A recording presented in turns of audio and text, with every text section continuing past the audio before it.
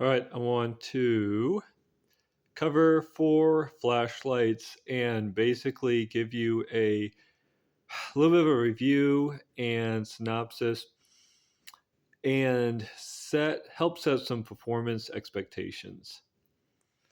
So if you decide to get one of these lights. So all 4 of these lights are Streamlight products. Overall, I am a cheap individual and I really don't like to spend more money than I have to on a product. And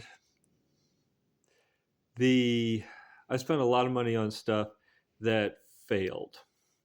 So Streamlight for now, I have to go into this a little bit, but for the most part, what you're seeing here is a balancing act between price and effectiveness. What I mean by quality, I mean durability.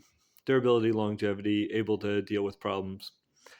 And I'm going to go over some of what these can do. And it's up to you whether that meets your requirements and expectations or whether you need to look around for a different product. So, right off the bat, this is a Streamlight PolyTac. This is a Streamlight PolytacX. This is a Streamlight PolyTac HP. And this is a Streamlight Protac HLX. So first off, when we talk about durability, this one in particular has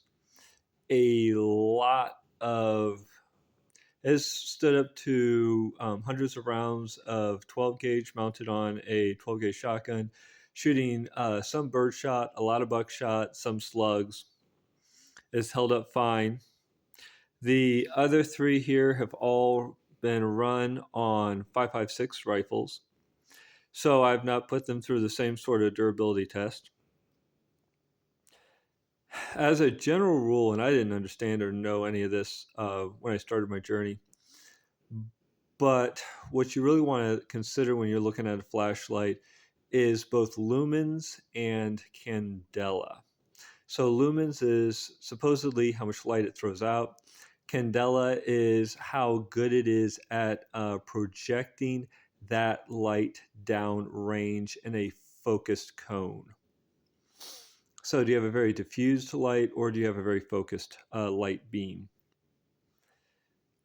Then this on paper is supposed to have, I forget, it's either 300 or 600 lumens.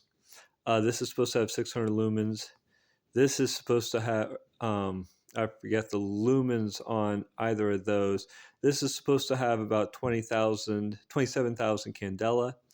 This is supposed to have about 50,000 candela.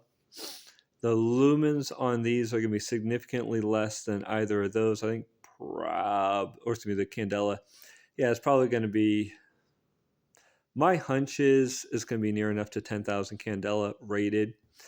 What I have found with Streamlight products overall is whatever they give you as a manufacturer's number, cut that in half, and that's your real world performance. If Streamlight wants to try to, dispute that, I will say that when you put in fresh batteries, and you can look at their own performance charts for the first 2, 3, 6 minutes of operation, they might output at the factory stated output levels, and then they pretty quickly drop down and then maintain a relatively stable output for a while until the batteries are drained past a point, and then they really drop off. So understand when you're buying these products, when you're comparing these products to other products online, it may be that all Chinese flashlights are basically comparable and overstating their performance, and then that performance quickly drops off. I don't know. and I haven't used a lot of other products. I have a lot of Streamlight products. So from here, understand that the performance on the package or the performance that you see is probably about half of the real world performance. Then when you're starting to look at the performance of a light, you need to also understand how, especially if you're weapon mounted, how that weapon interacts with the light. And so what I found so far is that when I wear my glasses and I look out at night, I can see these go a certain distance, and I'll try to give you an idea of those effective distances. But when you start adding additional lenses from a red dot sight, lenses from a scope, lenses from magnified and unmagnified optics, not iron sights, you start to have dramatically different amounts of light coming back to you and changing whether or not you're able to see a target or not. Then something else to consider is so I can shine these lights out and see land far away. For this, something like 200 yards. For this, probably 400 to 500 yards, I think is what this rated for, and that seems to be about right. Land stuff that is that far away looks less dim. However, when you start to try to use these lights and apply an optic, put an optic between you and what you're looking at, this has a harder time reaching out past 100 yards. Depending on the conditions, you might only get 50 yards of usable light out of it. And that also sort of depends on what target you're shooting at. This can go from, 500 yards away, things are less dim, to now 200 yards away, I have a hard time seeing a target. Then that also depends a lot on what your target looks like.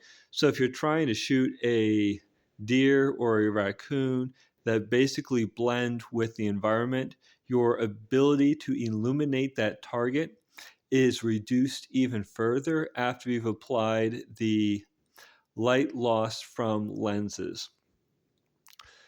If you're shooting at a black and white target and there's a lot of white and it is just like super high contrast with the land, with the area around it, you can extend the range, the useful range of your light. In a real world application, when you're shooting things that basically look like the background, your ability to illuminate the target to the ability that you can actually see and engage the target is dramatically reduced.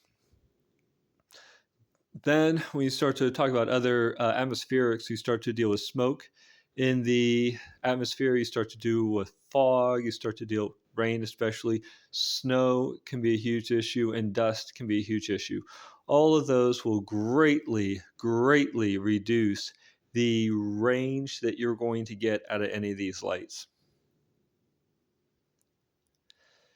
So then from there, and then a magnified optic can extend the range at which a light is usable. So I run a 3x prism on one of my rifles.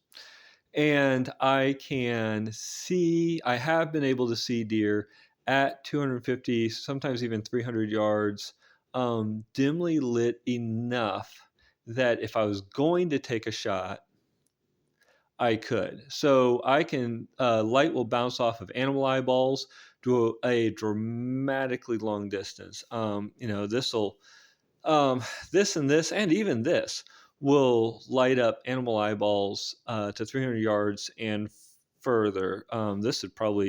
Both of those would probably light up animal eyeballs dramatically, much further. I don't do any shooting of deer at night. Where I am, that'd be illegal. Coyotes, raccoons, totally fine. So understanding that, but when I'm using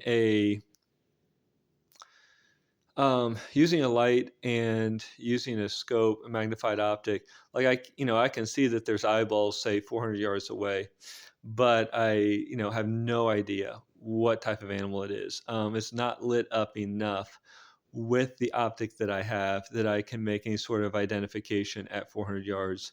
Uh, Even though I can see the eyeballs light up. Often enough, if the air is clear enough, I can start to do some target ID with this around 250 to 300 yards.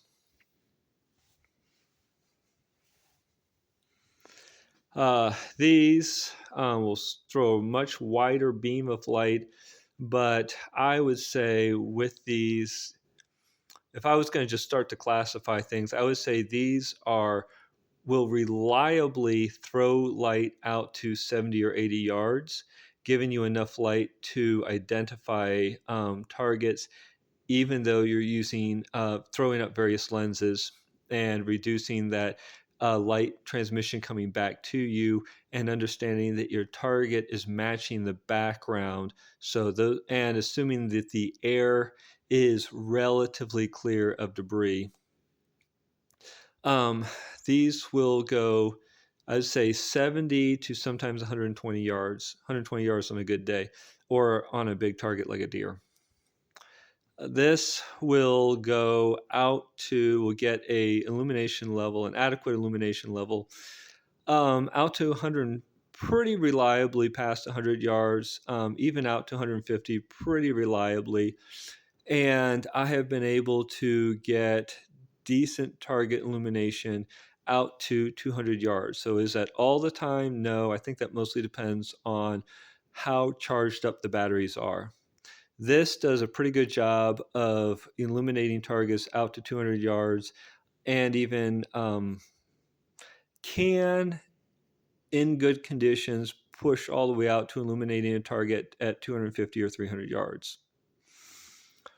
Something to consider too is running these. So these